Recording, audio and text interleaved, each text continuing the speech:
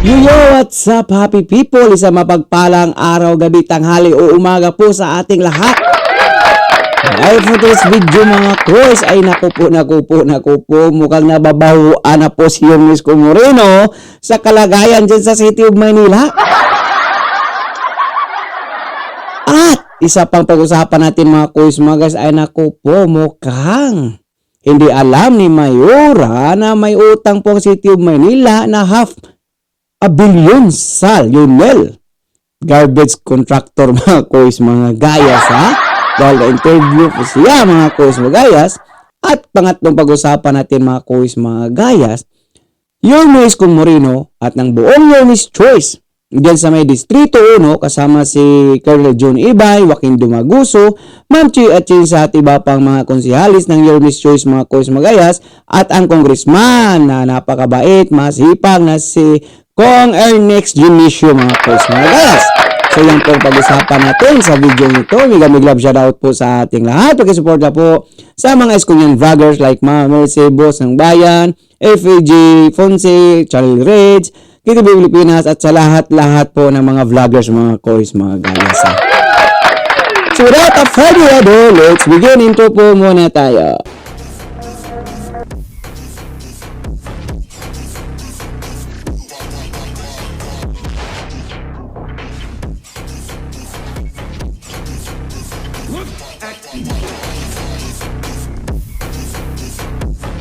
Pagpalain kayo ng buong may kapal.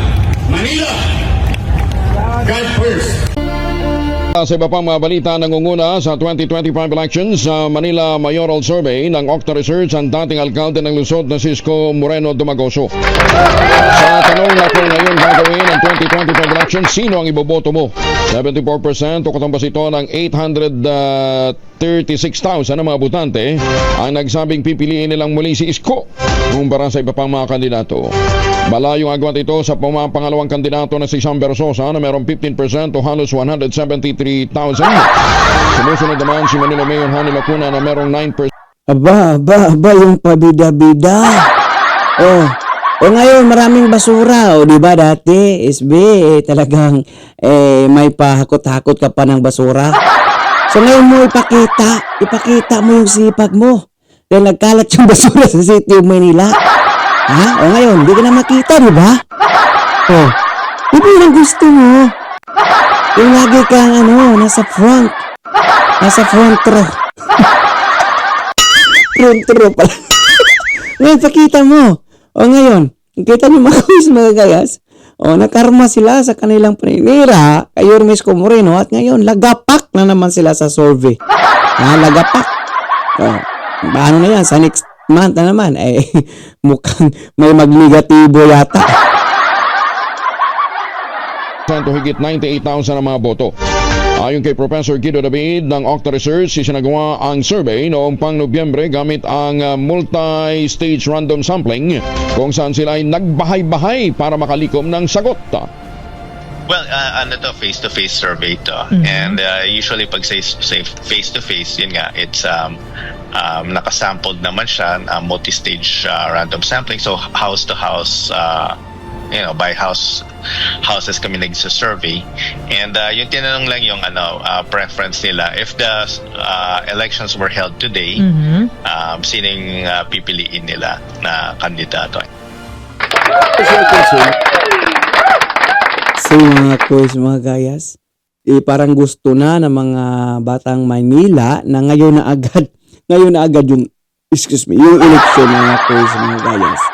So, sa next topic ng ating pag-usapan mga koys, ay naku po, diba, naglabas ng statement ang Lionel contractor mga koys, mga gayas, no? So, napatanong po ang teleradyo,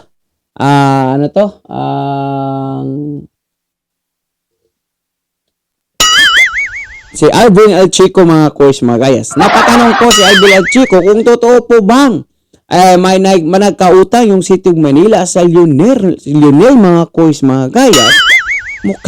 Mukhang hindi alam yata ni ate. Mukhang hindi yata nila alam na may half billion po silang utang sa Lionel. Ha? Kasi pag ikaw yung leader ng isang bayan, kagaya ni Yorme Isko Moreno, alam mo ang lahat ng kaganapan dyan sa iyong sinasasakupan mga kuis mga gaya. Para ba ngayon, hindi alam ni ate na nagkautang sila ng malaking halaga. Ha? Oh. So paano pa sasali sa bidding yung Lionel dyan sa mga kontraktor ng basura kung hindi mo naman pala nababayaran? Ha? Sa nakaraang mga taon, 2024, saan sila kukuha na pangbayad sa kanilang mga employees, mga kuis, mga gaya? Saan sila kukuha ng pangkrudo? Oh, sa kapanahonan ni Yorme Isko Moreno, hindi po nangyari yung mga kuis. Ha? Hindi po nangyari yan. Nakita nyo naman sa kapanahonan ni Yorme Isko Moreno na talagang mabango po ang City of Maynila. Subalit ngayon, mukhang pati si Yorme Isko Moreno po ay talagang kitang-kita mo sa kanyang reaksyon na talagang mabaho po ang City of Manila. Kawawa. Talaga. Pakunurin po natin itong mga kuis, mga gaya sa CTTO, Credito, Teleradyo, Servicio by Alday Alchico, mga kuis, mga gaya sa credit. Walang utak. Good morning, Alvin and Dory. Good morning, ma'am. Naku po, nag-issue Woman of the hour. Nag-issue pala ng statement itong Lionel, Ang sabi nila, may mahigit kalahating bilyong piso pa raw. Correct. Ang utang ng lungsod sa kanila, kaya ayaw na nilang sumali sa naging bidding po ninyo for 2025 sa waste collection. Ano po? Anong reaction po ninyo? Una-una po, para lang po sa kaalaman ng lahat, ang Lionel po ay nakausap ko siguro mga September po Opo. of 2024. Nung nag-usap naman po kami, wala po silang ibinanggit na pagkakautang namin. Iba ho ang binigay nilang dahilan. Ano daw? Walang binabanggit ng pagkakautang. Parang hindi ata alam ng ating mayurang mayroong pagkakautang. Namumonitor po ba niya lahat ng kanyang mga department? Ba't parang hindi talaga alam niyo, di ba? Kung bakit hindi na ho sila mag-bidding pa o sasali sa bidding for the year 2025. Ano daw po dahilan? Ano dahilan? Personal po. Personal? Personal po ang dahilan na ibinigay po nila sa akin. So, as far Mukhang same answered lang po yung tinanong ni Katunyong kahapon sa DZRH mga course, mga gayas. Mukhang kaparehas lang po. Consistent. Wala tayo nito. Nangyatay kain tayo ng basura nito. Iba yun? Pero as far as you are concerned, kayo ang alkalde, di ba? Dapat alam niyo yung lahat, Mayor. Tama. As far as you are concerned, walang utang ang lungsod ng Maynila sa Lionel? Yan po ang pinapacheck namin, pero definitely hindi naman po 500 million ang utang ng lungsod ng Maynila. Ano daw, hindi daw nabot ng kalahating bilyon. As far as concerned, klarong-klaro yun. Na pag ikaw yung isang leader, alam mo kung anong yung nangyayari sa inyong pamahalaan, sa iyong bayan. Pero mukhang wala, di alam. Ayun po yan, sa nakikita natin, sa naobserbahan po natin. O di ba? Hindi naman basta-basta maglabas ng statement yung Lionel kung hindi po totoo, kung wala po silang talagang ebidensya o pagbabasihan, kasi klaro yan, mga kasuhan po sila. So, ibig sabihin, dahil nag-statement, nag-post po sila, gumawa sila ng statement na 500 million pesos, yung utang, totoo yan mga cool. Hindi po basta-basta yan sila maglabas ng statement na walang katotohanan. Kasi kung 500 million nga, the mayor would have known. Oo naman, ganun kalaki. Siya ang paper wala. Oo, ganun kalaki. Pwede bang hindi malalaman ng alkalde? Tama naman po kayo doon. Tama naman po kayo. At kahit sino naman po siguro na contractor sa kahit anong lungsod, ay iaabiso naman po nila sa alkalde kung ganyan na po kalaki ang amin pong pagkakautang. Correct. Oo. So as far as you are... Meron po kami kung meron po kaming pagkukulang, definitely hindi naman po ganyang kalaki. So as far as you know, Mayor, magkano lang yung collectibles ng Lionel sa inyo? Pinapacheck ko pa po as of nung naglabas nga po sila ng statement kahapon. Si, mga quiz, mga guys. Ngayon lang po sila nagpapacheck, alam na nila. Di ba nila natanong noong September kung bakit hindi nasasali sa biddings yung Lionel? So hindi pa ba niya napacheck noon kung bakit, anong dahilan? Kung yung bang totoo po ba yung 500 million yung utang ng City of Manila? Dapat doon pa napacheck na yan. Di ba? See? Pinacheck ko po sa aming City Treasurer's Office at malalaman ko naman po yan sa araw na ito. Opo. So sa ngayon po, ano po ang gagawin natin, Mayor? Kasi marami na po mga lugar din na nagsasabi na talaga naman pataas na ng pataas ang bundok ng basura sa kanilang lugar. Sakit po, Mayor, ang dala niyan eh. So ano po ang gagawin ni Mayora? Ma'am Doris, magsimula pa po noong January 1 ay 24 hours na po kami naghahakot ng basura. Kung makakapaglibot po kayo ngayon, malaking bahagi na po ng Maynila ang wala na po talagang basura. Kumbaga mapping na lang pong ginagawa namin ngayon. Opo, so as we speak, Mayor, wala na pong nagkalat o naimbak na basura sa any part of Manila? May mga mangilan-ngilan pa po, Sir Alvin, pero hindi na ho kagaya nung tumambang sa amin nung January 1. Tama. So saan area pa po meron at bakit hindi pa po nakukuha? May areas pa po sa Tondo na mga bahagi, tapos some parts of Distrito 5. Yun na lang po ang Ano yung talagang... Distrito 5, Mayor? may mga areas. Anong district yun? District 5 is Ermita, Malate. Lalo. Okay. Ayun. Yun na lang po. So, Yun na Mayor, lang po ang mapping na lang po ang ginagawa namin ngayon. Opo. So hopefully, by the end of the day, kasi sa ibang lugar ay regular calling na po ang ginagawa natin. Opo. Sino na po ang nangongolekta ng basura ngayon? Dalawa po ang nabigyan ng pagkakataon para mangolekta sa lungsod ng... See? Dalawa na yung kontraktor ng basura.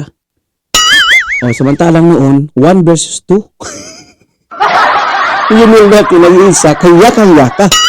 O, nakailan ng nagdaang mga Pasko at New Year. Bakit walang nangyaring ganyan? So ngayon lang, imbes na dalawa na yung kontraktor, tambak na tuloy ang basura. So ibig sabihin, may pukukulang yung mga bagong kontraktor, ha? Baka kulang sa kagamitan. Baka lang naman, ha? Kasi pag hindi pa kulang at hindi pa kulang yung matauhan, agad-agad po yan makukuha kasi dalawang kontraktor, di ba? Samantalang dati isa lang, yakang-yakay. Maynila, yung Fileco po at ang Metro Waste. Metro Waste. Ikinikwento ko nga po kay Doris, Mayor, yung Metro Waste Ikako, yan din yung na-involve sa Paranaque naman 2 years naalala ago ko or na. 3 years ago, yung Oo. 2022 ata. Diba? Yan yung mga nakaraang vlogs natin, mga videos na pinapakita natin mga quiz mga guys na nagsasalita po yung City Vice Mayor dyan sa Parañaque na kung saan yung Metro West na yan ay palpak po. Kaya parehas na nangyari ngayon sa City of Manila. Bakit pinapasa? Ba't yan ang pinili natin? May kontrobersiya din pala yan a few years back na may problema sa Parañaque City. Sir Alvin, kasi bidding process po yan eh. Ako naman po ay hindi nakikialam sa mga sumasali po sa bidding. Isa po sila sa mga nakapag-present naman po siguro sa Bids and Awards Committee na kaya po nila. So, pero ganito po, Sir Alvin at Sipa. Ma'am Doris, kinausap na po namin sila mga makailang beses na rin po. At nagbigay na rin po kami ng warning. Ganun na lang po natin sabihin. Na kung hindi po nila matutupdan yung kanila pong isinali sa bidding natin, ay gagawa na ho kami ng move para palitan din po sila. O, tama yan. So, babantayan talaga ng Oo. gusto. Para malinaw, Opo. magkalinawan tayo. Pag hindi kayo Correct. nag-perform, palit. Opo. Oo. Tama naman po yan. Yan Oo. naman po talaga ang proseso niyan, Alvin. Opo. So ngayon, ano ang gustong sabihin ni Mayor Honey sa lahat ng mga taga Maynila na nakaranas ng inconvenience ng ilang araw pagkatapos ng salubong sa bagong taon dahil nga sa problema sa basura? Sa akin po mga kababayang Manilenyo, una-una po ang akin pong panghingi ng paumanhin sa lahat po ng ating mga kababayan sa tumambang po sa ating napakaraming basura nitong unang linggo ng Enero. Ako rin po ay nanghingi ng iba yung pangunawa sa inyo at sana rin po kooperasyon na hanggang hindi po nagdaraan ang truck ng basura sa inyong mga lugar. Kung maaari po, ay wag ho niyong ilalabas lalong-lalo na po sa mga malalaking kalye na kung saan po dinaratnan po natin ng tambak-tambak ang basura. Muli po ang aking po paghingi ng paumanhin at lubos na pangunawa po sa ating mga kababayan. Yeah. At yung assurance na Mukhang hindi niya yata nabanggit ni Mayora yung salitang sabotage siya. Kasi dati, alam naman po natin kahit saan po lumalabas sa social media. Pag nag-interview si ate ay mukhang sinasabi agad na sinabotahe sa basura. So ngayon, mukhang hindi na po natin naririnig hindi ang na mangyayari assurance ito. po natin na sa loob po ng linggo na ito ay babalik na po tayo sa ating regular na paghahakot. Okay, Ayun, okay. Galingan nyo, Mayor, ha? Alam nyo na, maraming sasakay dyan. Sinasabi ko Correct. sa inyo, mag-iilikso. Marami na po. Marami na. Alam nga naman hindi sasakay. Biruin nyo, concern yung mga tao. Capital City o ang Manila mga kuis mga gayas. Siyempre, nakikitingin, nakikibalita at nakikita po sa ating dalawang mata kung gaano po karami yung basura pagkatapos ng yoyo mga kuis mga gayas. Ha? At isa pa, Capital City yan. Oh. Yung kasiraan ng City of Manila, kasiraan din ng buong Pilipinas. Tama? At aabot yan sa mga international agency o news, mga kuis, mga asahan po natin yan, mga kuis, mga gaya. Aabot talaga yan. Ha? Kasi kasiraan ng isang capital city, kasiraan ng buong bansa. Ha? Marami. Okay, dito naman tayo sa good vibes naman po tayo, mga kuis.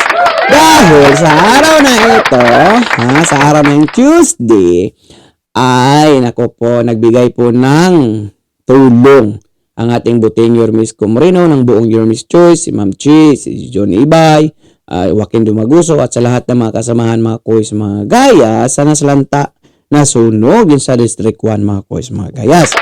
Ito yung good vibes, mga kuis, mga gayas na nabanggit din ni Yormis Moreno dito about po sa basura na nakakapanglumo, mga kuis, mga gayas. Nakakapanglumo. Dahil, proin mo, yung effort niya noon, maraming nasagasaan noon. Si Idi at pati, mga negosyante, malalaking tao, para mapaayos, mapabango, walang basura ang City of Maynila, yung effort ni Yormis Moreno na walang tulugan 24/7, ilang taon lang nawala si Yormis Moreno at bumalik na naman tayo sa lumang sistema. Mga koy, saklap, di ba? Meron po mga dito.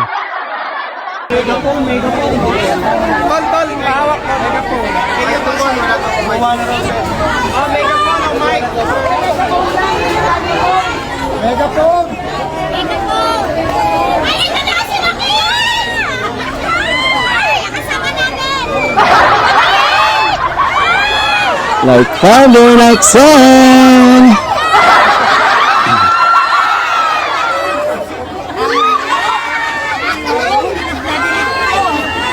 Akin na lang yung sa'yo, narinig kita. Ay, Mike, tama! Ito lang ako.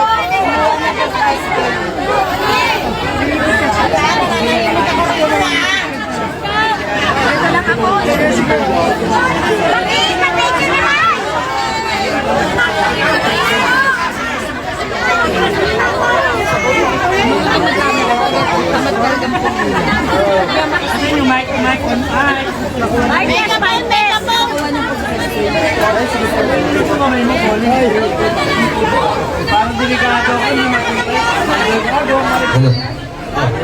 Hintay-hintay lang po kasi wala pa pong mic. Di pa dumating ang mic. Ayan. Hello. Una, siyempre na kami nakikiisa sa inyo. Alam ko mahirap yung nasunugan. Kaya kagabi, si Congressman Dionisio, si Vice Chief, nag-usap-usap kami na kung po pwede kasama yung mga konsihal na mag-share ba para kahit paano immediately sa lalong madaling panahon makabili kayo kagad ng yero, 2x2. Yan ang bilis kilos, hindi yung biglang kilos lang. Kakaiba sa spelling pa lang, kakaiba na. Oh, sa performance, kakaiba rin. O, di ba? Plywood. Kaya kami nagpa-schedule ng alauna ahead of time. Ibig sabihin, pinagpauna na namin. Dahil ang gusto nga namin na mahirap nasunugan. Tapos, meron tayo nasunugan, namatayan na, nasunugan pa. Sakaway pa nga dyan. Pero anyway, ang importante, buhay kayo lahat. Walang na-disgrasya. Nalulungkot lang tayo sa nangyari para kayong nagiging ping-pong. No? Hirap na nga kayo. Nakakalungkot man. Pero nandyan na yan. Basta kami dito, ang gusto na lang namin, natapos ako, bigyan, punta na kayo sa Moriones. Nalala kayo na sa hardware. Sama-sama na, ito, si Irma. Dito, si Junior. Ito, yung anak ng asawa ko. Si Joaquin, si Ian, si Taga, si Bobby. Si Ian daw, kamukha ni Joaquin. Kamukha ba ni Joaquin? Mas pogi po po yan. Sino ba? 1, 2, 3. Ayan. Okay. Pagpasensya nyo na doon na kayanan namin. Pero sigurado ako makakabili kayo ng gamit kagad mamaya. Ha? Ngayon, yung mga iba, pasabihan nyo na. Yung mga ino-hold doon sa kabila, pasabihan na lang, huwag nang mataranta. Naglaan kami para sa kanila. Huwag mag-aalala. Huwag nila intindihin yung mga chuchuwariwak doon sa... Ang intindihin natin yung problema nila.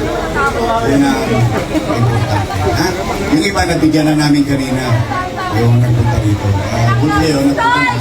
So, mabilis lang po. Wala pa itong 1 minute. Naka-ready na. Bahala na. Iaabot na Vice Chief. Pagpasensyahan nyo na yan, ha? Yung nakayan namin. I hope nandito ni Lisa, sana maibsan na lang yung problema namin. Ha? Mag-iingat kayo. Huwag kayong mawawala ng pag-asa. Nakakalungkot, bagong taon. Ito sumalubong sa inyo. Pero may awa Diyos. Mahaba pa ang taon. Makaka-recover tayo. Ha? Mag-iingat kayo. Sabihin natin. Para makabalik na kayo dito sa kanila. Sabi. Morning. Tama na. Kasi nanay yung huling dumating. Importante po. That's it. Barangay 123 po, yung mga nasunugan. From your Miss Joyce, konting tulong. Thank you, Boss Shirley. The best.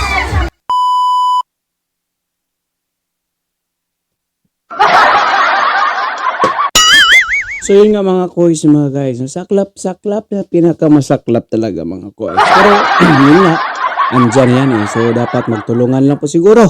Kasi wala naman po tayo magagawa. O wala po magagawa. Si Miss Moreno dyan pagdating sa basura kasi